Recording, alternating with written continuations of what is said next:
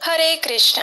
वर्ष में सिर्फ एक बार आती है ये विशेष पांडव निर्जला एकादशी। ये ऐसी एकादशी है जो सबसे अधिक पुण्य प्रदान करने वाली और मंगलमय है, जिसका नियम और श्रद्धा पूर्वक पालन करने से वर्ष की सभी एकादशियों का फल स्वतः ही मिल जाता है। और इस बात का प्रमाण स्वयं कृष्ण द्वैपायन श्रील व्यास देव जी दे रहे हैं। निर्जला एकादशी मनुष्य के सभी पूर्व पाप कर्मों को नष्ट करती है और पुण्य का उदय करती है। कोई भी मनुष्य चाहे जितना भी दुष्ट और पापी क्यों ना हो, लेकिन अगर वो भगवान के प्रति पूर्ण शरणागति से अन्न और जल का त्याग करके इस निर्जला एकादशी का पालन करता है तो उसका उद्धार हो जाता है, उसके सौभाग्य के द्वार खुल जाते हैं और न सिर्फ उसके पापों का क्षय होता है अपितु उसे परम आध्यात्मिक गंतव्य की प्राप्ति भी होती है। तो चलिए इस परम पवित्र निर्जला एकादशी के उपलक्ष्य में आज हम एक पौराणिक कथा का श्रवण करते हैं।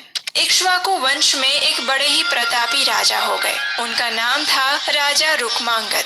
उनकी एक धर्मपरायण और पतिव्रता पत्नी थी, रानी संध्यावली। और इसी सुशील रानी के गर्भ से जन्म हुआ राजा रुक्मांगद के पुत्र धर्मांगद का। अपने पिता के चरण चिन्हों का अनुसरण करने वाला ये पुत्र बड़ा ही विनम्र और आज्ञाकारी था। राजा रुक्मांगद की प्रसिद्धि सिर्फ पृथ्वी लोक में नहीं अपितु स्वर्ग और पाताल लोक में भी फैली हुई थी। उनके महल में उन्होंने एक अत्यंत सुंदर उद्यान बनाया था। ये उद्यान अनेक रंग बिरंगी सुगंधित पुष्पों से सजा हुआ था, जहाँ पक्षी की चहचहाहट और खिलखिलाते हुए झरनों की मधुर ध्वनि का संगीत हमेशा फैला हुआ रहता। उस उद्यान की विशेषता ये थी कि यहाँ स्वर्ग लोक से देवी देवता भी विहार करने आते थे। स्वर्ग की अप्सराओं का ये प्रिय स्थान था। एक दिन ऐसे ही एक अप्सरा स्वर्ग लोक से नीचे पृथ्वी पर इस उद्यान में रमण करने आई थी। उद्यान में विहार करते हुए अचानक उसके पांव में कांटा चुभा।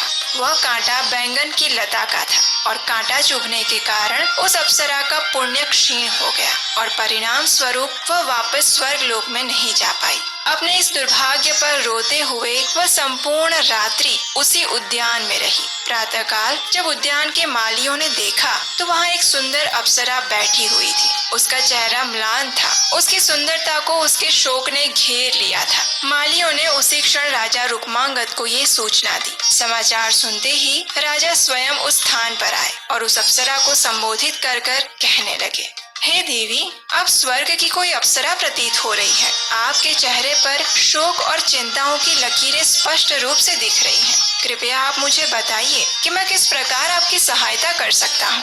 राजा के ऊष्मापूर्ण वचनों को सुनकर उस अप्सरा ने कहा, हे राजन, मैं आपके उद्यान से आकर्षित होकर स्वर्ग से यहाँ आई थी, लेकिन दुर्भाग्यवश मेरे पैर में एक कांटा चुभ गया, जिससे मेरा पुण्य क्षीण हो गया है और अब मैं वापस स्वर्ग लोक में नहीं जा पा रही हूँ। यदि आप मेरी सहायता करना चाहते हैं तो कृपया अपने राज्य में किसी ऐसे व्यक्ति को ढूंढिए जिसने कल एकादशी का व्रत रखा था। अगर ऐसा कोई व्यक्ति हाथ में जल लेकर अपनी एकादशी का फल मुझे अर्पित करेगा तो उस पुण्य फल के प्रभाव से मैं वापस स्वर्ग में जा पाऊंगी।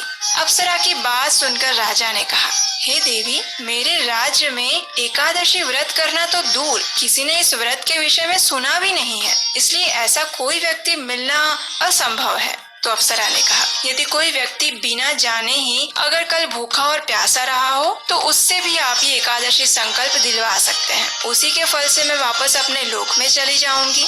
ये सुनकर राजा ने अपने राज्य में ढिंढोरा पिटवाया कि कल के दिन में अगर कोई भी व्यक्ति अन्न और जल का त्याग करके रहा हो तो वह शीघ्र ही राज दरबार में आए, उसे एक विशेष इनाम दिया जाएगा। ये सुनकर एक बनिए की दासी राजा के पास आ पहुंची। उसने राजा से कहा कि कल मेरे स्वामी ने बिना किसी अपराध के ही मुझे दंडित किया था, इसलिए मैं दिन रात अन्न जल का त्याग करके पूरी रात्रि जागती रही हूँ। राजा ने उस दासी का स्वागत किया, उससे एकादशी व्रत का संकल्प दिलवाया और इस व्रत के फल को प्राप्त करके अप्सरा उसी क्षण अपने स्वर्ग लोक में वापस जाने के लिए तैयार हो गई। उसने राजा और उस दासी के प्रति अपनी कृतज्ञता व्यक्त की और वापस अपने लोक में चली गई। अब देखिए, ये अप्सरा तो वापस अपने स्थान पर चली गई, लेकिन ये पूरा प्रसंग देखकर राजा रुक्मांगद के आश्चर्य की कोई सीमा नहीं रही। उन्होंने मन में ही सोचा कि अगर बिना एकादशी व्रत का नियम पालन किए सिर्फ भूखे प्यासे रहकर भी इतना पुण्य फल अर्जित किया जा सकता है, तो इस एकादशी व्रत का संकल्प लेकर नियम पूर्वक पालन करना कितना पुण्यशाली होगा। ये सोचकर राजा ने अपने गुरु से इस एकादशी व्रत और उसके महात्म्य के विषय में और अधिक जिज्ञासा प्रकट की। गुरु ने राजा को एकादशी की महिमा का वर्णन क्या सुनाया और उसी क्षण राजा ने ये संकल्प लिया कि अब से मैं और मेरा परिवार प्रत्येक मास में आने वाली सभी एकादशी तिथि का नियम पूर्वक पालन करेंगे। इतना ही नहीं, मेरे प्रजाजनों के लिए भी ये व्रत सर्वोत्तम है। इसलिए राजा ने अपने राज्य में ये आदेश दिया कि अब से सभी एकादशी व्रत का पालन करेंगे और इसके परिणाम स्वरूप राजा रुक्मांगद के राज्य में समृद्धि और सुख के साथ साथ भक्ति की भी वृद्धि हुई। एकादशी के महात्म्य का वर्णन करते हुए वायु पुराण में कहा गया है, एकादशी व्रतम यस्तु भक्तिमान कुरुते नरः सर्व पाप विनिर्मुक्तः स विष्णुर्याति मंदिरम।